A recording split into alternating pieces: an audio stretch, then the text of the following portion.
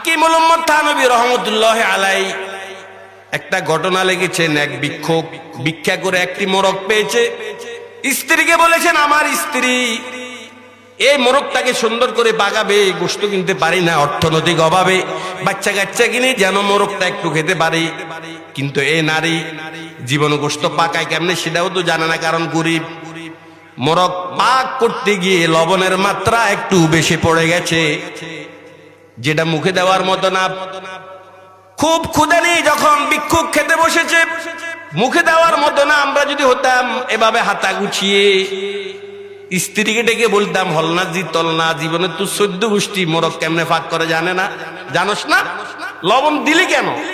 আমি ভাবলাম এ তো একজন আল্লাহর বান্দি, আমি একজন আল্লাহর বান্দা, নিশ্চয় সেই ভুল করেছে। আমি মেনে নিয়েছি, আমি ওকে বকাঝকা করি নাই। লবণ বেশি দিয়েছে, বকাঝকা করে নাই, সহ্য করেছে, মেনে নিয়েছে। এই ফকিরের মৃত্যুর পরে এক শুভাকাঙ্ক্ষী স্বপ্নে দেখে জিজ্ঞেস করে, ভাই আল্লাহ পাক আপনার সঙ্গে কেমন আচরণ করেছে? ভিক্ষুক বলেছে, ভাই কোন ইবাদত আমার উল্লেখযোগ্য পেশ করার মতো নেই, কিন্তু ওই দিন আমার স্ত্রী মোরগ পাক করতে গিয়ে লবণ বেশি দিয়েছে, আমি ধৈর্য ধারণ করেছি, এই কারণে আমার আল্লাহ আমাকে মাফ করে দিয়েছেন। সহ্য করতে হবে। তাহাজ্জুদ পড়ে এত উপরে যেতে পারবেন না, আপনি যত উপরে যেতে পারবেন। নারীদেরকে আল্লাহ পাক সৃষ্টি করেছেন বাম পাজরের হাড় দিয়ে। প্রশ্ন আসতে পারে মাথার হাড় দিয়ে কেন বানালেন না, পায়ের হাড় দিয়ে কেন বানালেন না? আল্লাহর কাজ কি হিকমত থেকে বাহিরে আছে? না, একটা হিকমত আছে। যদি মাথার হাড় দিয়ে বানাইতো আপনার স্ত্রীকে, তো আপনি সবসময় ওকে মাথার উপরে বসায় রাখতেন। পায়ের হাড় দিয়ে যদি বানাতেন তো আসার সময় এক লাথি মারতেন, যাওয়ার সময় এক লাথি মারতেন, ফুটবলের মতো। মাথার হাড় দিয়ে আল্লাহ বানাননি, পায়ের হাড় দিয়েও বানাননি, বানিয়েছেন আমার আর আপনার বাম স্তনের 4 আঙ্গুল নিচে আমার কলব থাকে, অন্তর। ওই অন্তরের পাশের একটি হাড় দিয়ে আমার আর আপনার স্ত্রীকে সৃষ্টি করে আল্লাহ পাক আমাদেরকে বুঝাতে চেয়েছেন যে কলবের দিল আর অন্তরের সাথে হাড় দিয়ে আমি যেহেতু বানিয়েছি, সুতরাং তোমরা তোমাদের স্ত্রীদেরকে সব সময় অন্তরের পাশে রাখবে, ওদেরকে দূরে ঠেলে দিবে না, ওদের উপরে কথায় কথা হাত তুলবে না, লাথি মারবে না, ওদেরকে অন্তরের অন্তরস্থল থেকে ভালোবাসবে। এই জন্য অন্তরের পাশের হাত দিয়ে আল্লাহ পাক নারী সৃষ্টি করেছে। হুন্না লিবাসুল লাকুম ওয়া আনতুম লিবাসুল লাহুম। আল্লাহ রাব্বুল আলামিন বলেছেন নারী পুরুষের জন্য পরিচ্ছদ এবং পুরুষ নারীর জন্য পরিচ্ছদ পোশাক। পোশাকটা দেখুন যেমনি ভাবে আমার শরীরের দোষগুলো চুপিয়ে রেখেছে, আপনাদের কাছে আমার শরীরের কোনো দোষ দেখা যায় না। কিসের কারণে? পোশাকের কারণে। আল্লাহ রাব্বুল আলামিন যেন নারীকে বলেছেন, ও নারী তোর স্বামীর দোষ কখনো বাহিরে চর্চা করবি না। আবার স্বামীকেও বলেছেন, ও স্বামী তোর স্ত্রীর দোষ বাহিরে কখনো চর্চা করবি না। দ্বিতীয় নাম্বার, আপনারাও আমার কাছে, কিন্তু আপনাদের চেয়েও আমার বেশি নিকটে আমার জামা। বলেন আমার জামা আমার বেশি নিকটে। আল্লাহ পাক নারী আর স্ত্রীকে, পুরুষ আর নারীকে জামার সাথে তুলনা দিয়ে বলেছেন, ও নারী জামাকে যেমনি ভাবে মানুষ একদম নিকটে রাখে, তুইও তোর স্বামীকে নিকটে রাখবি। ও স্বামী জামাকে যেমনি ভাবে মানুষ নিকটে রাখে, তুইও তোর স্ত্রীকে সব সময় নিকটে রাখবি। বিপদে পড়লে স্ত্রীর সাথে পরামর্শ করবি। আল্লাহর নবী গার হেরাতে কখনো জিব্রাইল কার দেখে নাই, জিব্রাইলকে যখন গার হেরাতে দেখেছেন নবীজি ঘর্মাক্ত হয়ে গেল, ভীত সন্ত্রস্ত হয়ে গেল। তখন হযরতে খাদিজাতুল কুবরা রাদিয়াল্লাহু তাআলা আনহা ছিলেন নবীর একমাত্র স্ত্রী। স্ত্রীর কাছে এসে শেয়ার করলেন, স্ত্রী রে গার হেরাতে আজকে একটা অবাক কাণ্ড ঘটে গেল, এমন আকৃতির একজন মাখলুক দেখেছি, মানে জিব্রাইল, যেটা অতীতে আর কখনো দেখি নাই। কিন্তু খাদিজা ওনাকে সান্ত্বনা দিয়েছেন। নবীজি আরো বললেন, হে আমার সাহাবীরা, হে আমার উম্মতরা, মৃত্যুর সময় তোমার স্ত্রী তোমার একদম নিকটে থাকতে হবে। আল্লাহর নবীর ইন্তেকাল হয় কোথায় আপনারা সকলেই জানেন।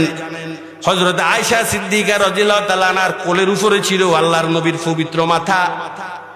উনার কোলে মাথা রাখা অবস্থায় আল্লাহর নবী ইন্তেকাল করেছেন। আমার প্রশ্ন, সে নিবেদিত প্রাণ সাহাবী আবু বকর কোথায়, ওসমান কোথায়, আলী কোথায়, তারা কেন নাই? আল্লাহর নবী জানো প্র্যাকটিক্যালি বুঝিয়ে দিলেন, ও আমার উম্মতেরা, তোমার জীবদ্দশায় যেমনি ভাবে তোমার স্ত্রী সবচাইতে তোমার আপন, মৃত্যুর সময়ও তোমার স্ত্রী সবচাইতে তোমার আপন। নারী জাতি যদি স্ত্রী হয়, ইসলাম স্ত্রীর মর্যাদাও দিয়েছে। নারী জাতি যদি বোন হয়, ইসলাম বোনের মর্যাদাও দিয়েছে। কিভাবে? ক্বালা রাসূলুল্লাহি সাল্লাল্লাহু আলাইহি ওয়াসাল্লাম, মান কানাত লাহু সালাসু বানাতিন আও সালাসু আখাওয়াতিন ফাসাবারা আলাইহিন্না ফাসাবারা আলাই ফাতামাহুন্না ওয়া সাকাহুন্না কুন্না লাহু ইজাবাম মিনান নারি ইয়াউমাল কিয়ামাহ। আল্লাহর নবী বলেছেন, আমার কোন উম্মতের যদি 3টা মেয়ে থাকে, অথবা 3টা বোন থাকে, অথবা 2টা মেয়ে থাকে আর 2টা বোন থাকে, সে যদি তাদের সঙ্গে সৎ ব্যবহার করে, ফালাহুল জান্নাত, আল্লাহ রাব্বুল আলামিন তাদেরকে জান্নাত দান করবে। বোনের সাথে যদি সৎ ব্যবহার করে, বোনের স্বামী মৃত্যুবরণ করেছে, সমাজে এমন আছে না? বোনের খবর নেবেন, নবীর সাথে জান্নাতে থাকতে পারবে। নবীজি উনার এই তর্জনী আর মাধ্যমা আঙ্গুলকে সাহাবায়ে কেরাম সামনে উঁচু করে বলেছেন, সাহাবীরা বলো আমার এই 2 আঙ্গুলের মাঝে কতটুকু দূরত্ব? সাহাবায়ে কেরাম বললেন, হুজুর একদম কাছাকাছি তো। নবীজি বললেন, আমার সাহাবীরা, আমার এই আঙ্গুলের থেকে যত দূরত্ব অবস্থিত, যারা বোনের দায়িত্ব গ্রহণ করবে জান্নাতে, তারা এর চেয়েও আমার বেশি নিকটে থাকবে। বোনের মর্যাদা ইসলাম দিয়েছে। নারী যদি মেয়ে হয়, মেয়ের মর্যাদাও ইসলাম দিয়েছে। কিভাবে? আল্লাহর নবী বলেছেন, মান কানাত লাহু সালাসু বানাতিন ফাসাবারা আলাইহিন্না ওয়া আত'আমাহুন্না ওয়া সাকাহুন্না কুন্না মিন জিদ্দাতি কুন্না লাহু হিজাবাম মিনান নার ইয়াউমাল কিয়ামাহ। কোন লোকের যদি 3টা মেয়ে থাকে, কয়টা মেয়ে? কোন? আবার বলেন, কয়টা মেয়ে?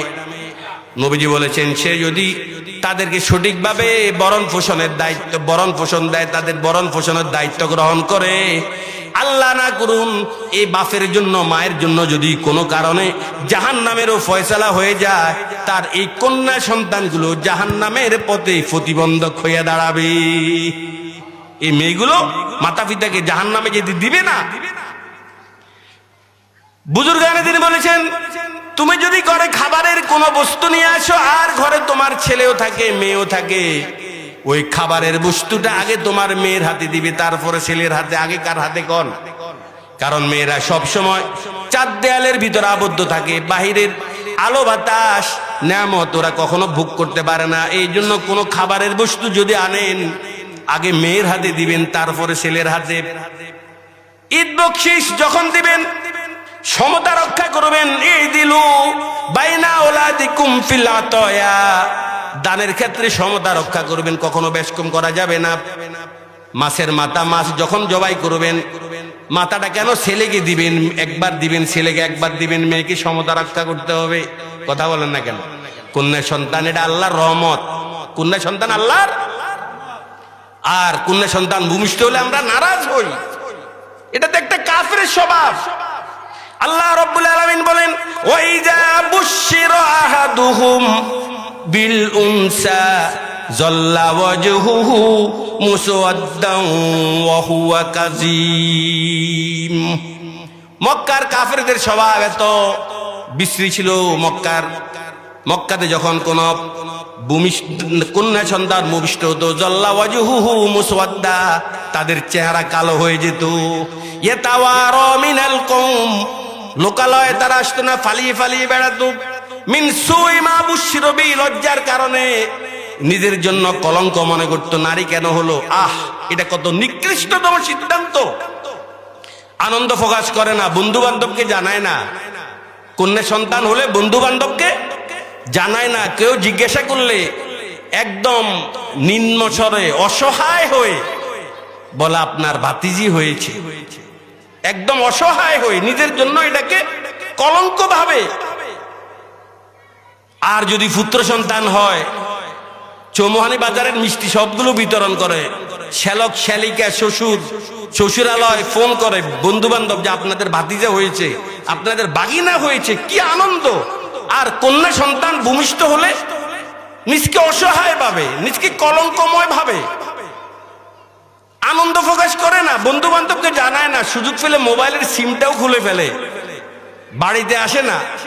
স্ত্রীর উপর নারাজ, কিছু হতভাগা স্ত্রীকে ধমক দেয়, যার যদি তোমার মেয়ে হয় তোমাকে রাখবো না, কাপুরুষ। স্ত্রীকে ধমক দাও কেন? ও কি নিজে, ও কি খালেক, ও কি সৃষ্টিকর্তা? কোন মানুষ কি একে সন্তান প্রসব দিতে পারে? তোমাদের উভয়ের সমন্বয়ে কন্যা সন্তান আসছে, ওকে তুমি ধমক দাও কেন? লজ্জা হয় না তোমার? দুনিয়াতে যত নবী রাসূল এসেছেন অধিকাংশ নবী রাসূল মেয়েদের বাপ ছিল, শুধুমাত্র মেয়েদের। হযরত শুআয়ব আলাইহিস সালামের দুই মেয়ে, শুআয়ব আলাইহিস সালাম ছিলেন মূসা আলাইহিস সালামের শ্বশুর, উনার দুই মেয়ের কথা তো আল্লাহ পাক কোরআনেই বলেছেন, ইন্নী উরিদু আন উনকিহাকা ইহদা ইবনাতাইয়া হাতাইন। অধিকাংশ নবী মেয়েদের বাপ ছিল। আমাদের নবী জনাব মুহাম্মদুর রাসূলুল্লাহ সাল্লাল্লাহু আলাইহি ওয়াসাল্লাম সন্তান উনার 7 জন, 3 ছেলে 4 জন মেয়ে। ছেলে 3 জন, মেয়ে 4 জন। আমাদের নবীর ছেলে বেশি না মেয়ে বেশি?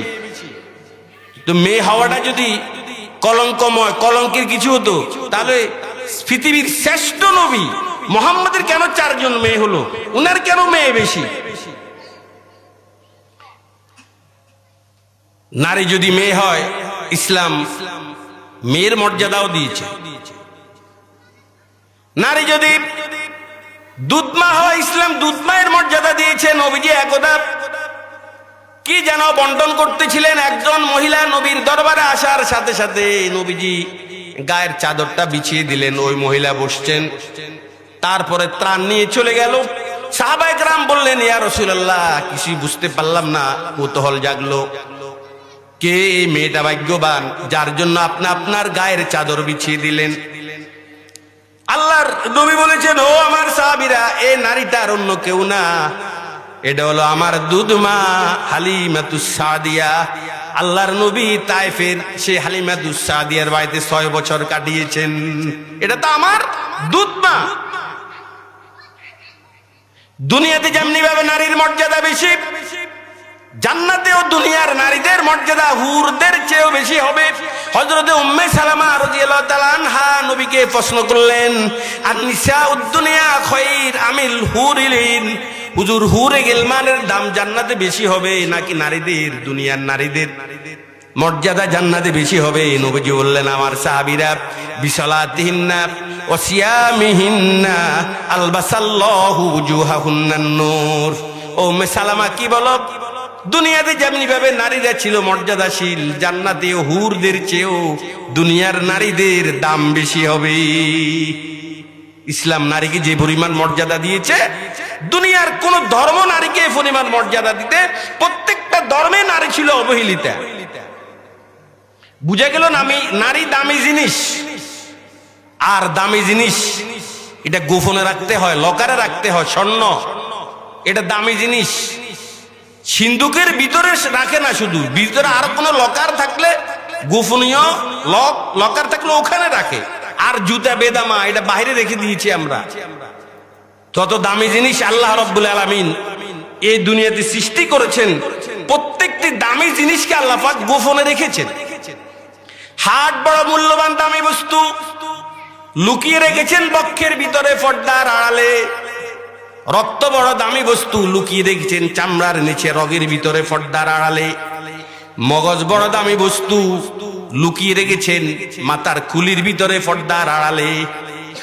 মণিমুক্তা বড় দামি বস্তু লুকিয়ে রেখেছেন সমুদ্রের তলদেশে, ঝিনুকের পেটে। সোনারূপা বড় দামি বস্তু লুকিয়ে রেখেছেন মাটির নিচে, খনির ভিতরে, পর্দার আড়ালে। চাদরে সব মেলে ফিটা নাজনীনে মাহাকো, চাদরে সব মেলে ফিটা नाज़नीने माह को की मैं अफलाक को सूरज में आवीजा किया, मिश्क को नाफू में और खुशबू को रखा फूल में, फूलों को कांटों में रखकर हिफ्ज़ का सामा किया।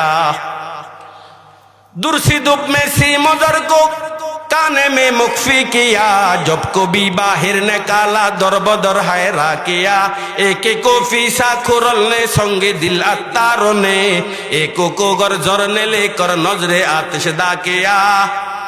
उस्तखा को खाले में रखा रगों में खून को, कल्ब को सीना में भर कर खाना अरमा किया। लफ्ज में माना को रखा और ज़ुबां में नुत्क को, राग को बाजे में बरकर दर्द का दरमा किया। सोने एक कुदरत ने गाफिल खुद भी अपनी हुस्न को, बुर्ग में गुल में शजर में शाख में फनहा किया। दीदा ए मखलूक से मस्तूर रखा नूर जात, तौलेबा ने दीदे को बेहोश बेऊसा किया। हुस्न की हर एक अदा जब इस तरह मस्तूर है, हुस्न जन को तूने जालिम किस तरह उरिया किया। कौमो मिल्लत की तरक्की हो नहीं सकती अजीज, गर अमल हमने खिलाफे सुन्नत कुरान किया। দুনিয়াতে যত দামি বস্তু আল্লাহ পাক সৃষ্টি করেছেন, প্রত্যেকটা দামি বস্তুকে আল্লাহ পাক গোপনে রেখেছেন, লোকালয়ের বাইরে রেখেছেন। চাঁদ বড় দামি বস্তু, লুকিয়ে রেখেছেন রাতের কালো চাদরের ভিতরে বহু উপরে। সূর্য বড় দামি বস্তু, লুকিয়ে রেখেছেন পৃথিবী থেকে 9,13,00,000 মাইল উপরে, বহু উপরে। দামি বস্তু যেই কারণে যদি আপনাদের ঘরের সালে ফিটিং করতো তো লাঠি দিয়ে গুতাইয়া সূর্যকে আরো আগে শেষ করে দিতেন আপনারা। এটাকে অনেক উপরে আল্লাহ নিয়ে গেছে, 9,30,00,000 মাইল উপরে। মৃগনাভি কস্তুরী, এটা অত্যন্ত সুঘ্রাণযুক্ত একটা বস্তু, দামি বস্তু। এটাকে লুকিয়ে রেখেছেন হরিণের নাভির নিচে। এই হরিণ থাকে গহীন জঙ্গলে, যেখানে বাঘভাল্লুকের ভয়। তিব্বতের পাহাড়ি এলাকার হরিণের নাভির নিচে কস্তুরী মৃগনাভি, যে এসে যেতে পারে না গহীন জঙ্গলে, আবার সেখানে বাঘভাল্লুকের ভয়।